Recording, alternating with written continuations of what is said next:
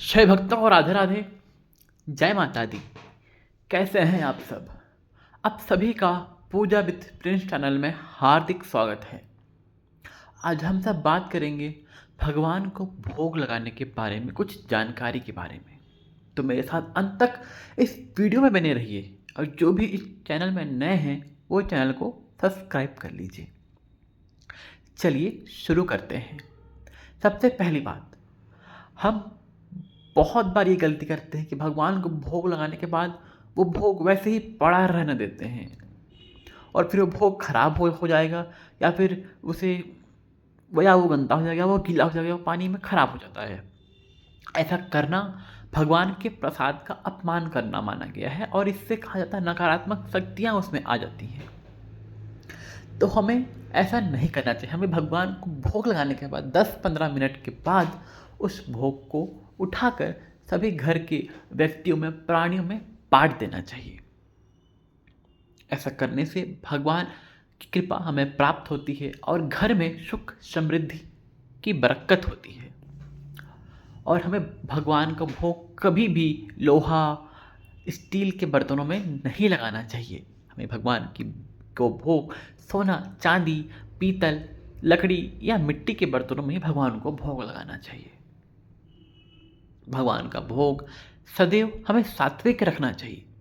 अगर भगवान का भोग घर पर बन रहा है तो हमें उसका विशेष ध्यान रखना चाहिए कि उस भोग में, उस भोजन में शुद्धता हो, ताकि भगवान को वह सात्विक भोजन हम लगाकर उसे स्वयं ग्रहण कर सके।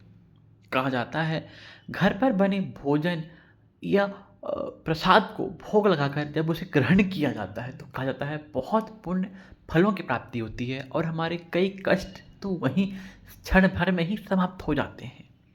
पर ध्यान रखिए, भगवान का भोजन सदैव सात्विक यानी लहसुन प्याज के बिना बनाया जाता है।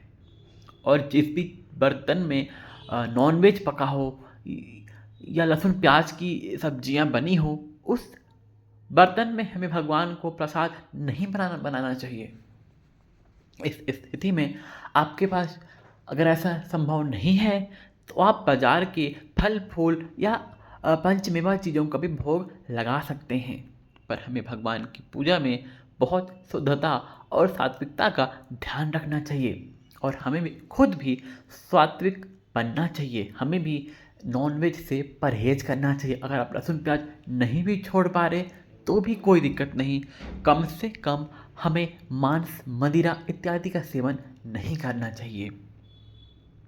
अगर आप ये भी नहीं कर पा रहे तो भगवान से प्रार्थना करना चाहिए कि हे नाथ, हे प्रभु, अब आप ही मुझे शुद्ध कीजिए, आप ही मुझे पवित्र कीजिए। ऐसा करके आप उन सब चीज़ों को छोड़ने का प्रयास भी करें।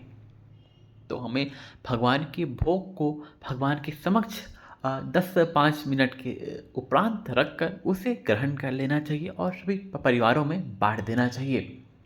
मात्र इतना कर लेने से परिवार में सुख, समृद्धि, वैभव का निवास होता है और सभी का सेहत अच्छा रहता है।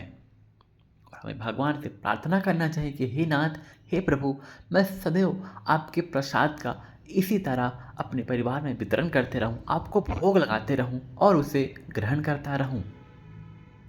ऐसा करने से भगवान हमारी प्रार्थना सुनते हैं और अपनी कृपा हम पर सदैव बनाए रखते हैं।